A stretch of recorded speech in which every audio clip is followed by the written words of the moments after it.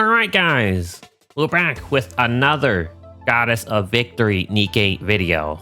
Now that the true DT impression is over, what's going on guys? So in this video, we're going to be talking about prioritizing your skill levels. Before we start, there's a few key terms. For lack of a better term, we'll just call it minimal investment, moderate investment, and high investment. For minimum investment, that is when your skill levels are level 4. That's considered minimal investment. So we'll just call it 444 for now. Moderate investment for your skill levels will be level 7, so 777. Then high investment would be considered skill level 10, so 10, 10, 10. Now it doesn't have to be all three. Depending on how you want to divvy out your resources, you could just go maybe 4, 7, 10 for your skills depending on how good they are, or if you need a higher percentage off of them. So that's just basic terms and meanings that I'm going to be using for this video. I'm just going to say it right here, right now. A lot of units are going to be decent at your minimal investment, 444, or getting it up to 4. So if you just want like an end all be all,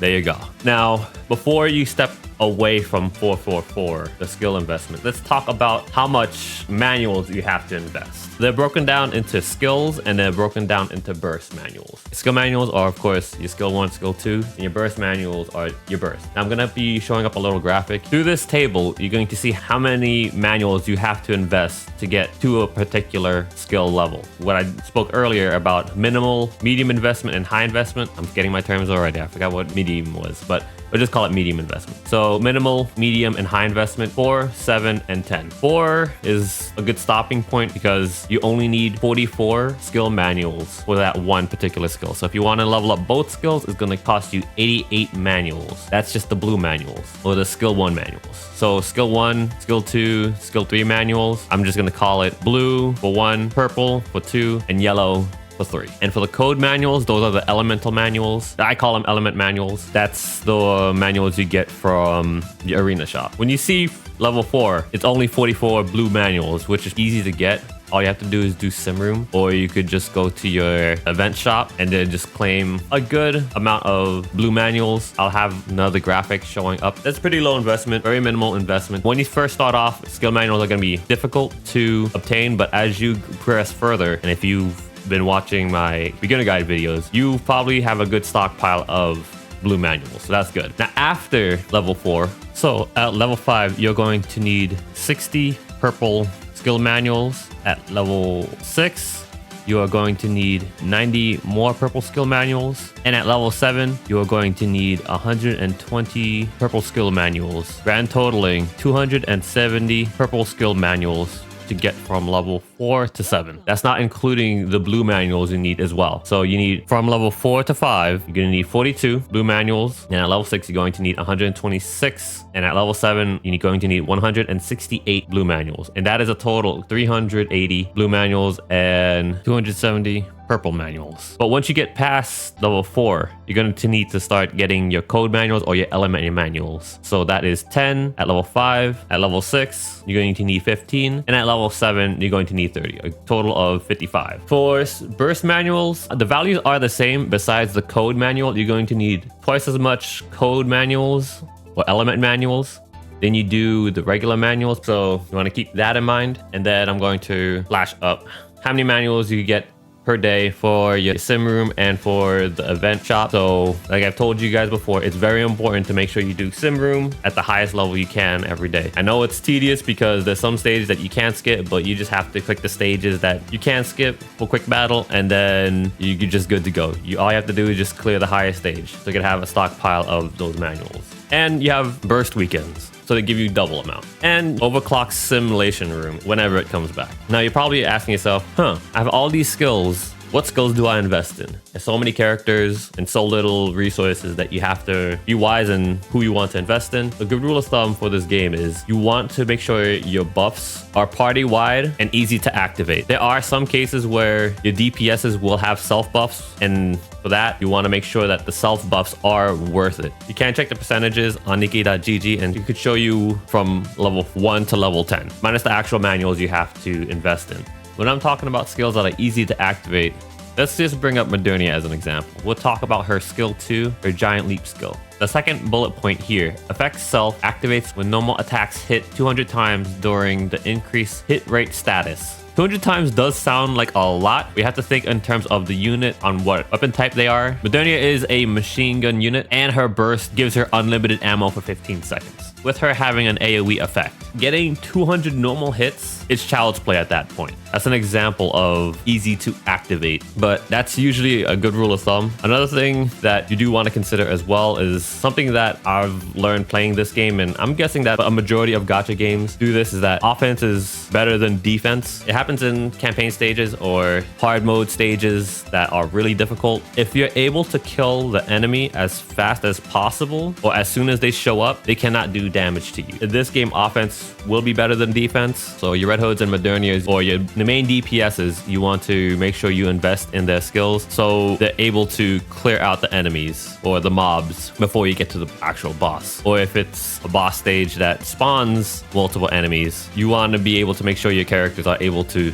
wipe the field. So it's just a simplified state of you versus the boss by itself. Now, going Unga Bunga isn't going to always win you the stage, and this is where defense comes into play. Now, with defense, there isn't really a big focus on defensive capabilities in Nikke as of this point right now. So a lot of defensive capabilities aren't the greatest unless it's distributing the damage that your team takes through the units. But in harder stages, units are usually getting one shot or almost near death. So you want to invest in healing skills or shield skills. So whenever you're doing a hard mode push or doing solo raid or any type of raid, having a healer on a team at a decent investment will help your team in the long run. And then for shields, I'm gonna have to bring up my favorite shielder, Goatee. Or you could just bring up Crown, but we're gonna bring up Goatee or Senti. With how Senti's shields work, and essentially people with shields, is if you guys have ever played Pokemon and ever used the move Substitute, your Pokemon is unable to take damage as that Substitute is up. Put that in terms of Senti, minus the you lose your HP. Senti throws up a shield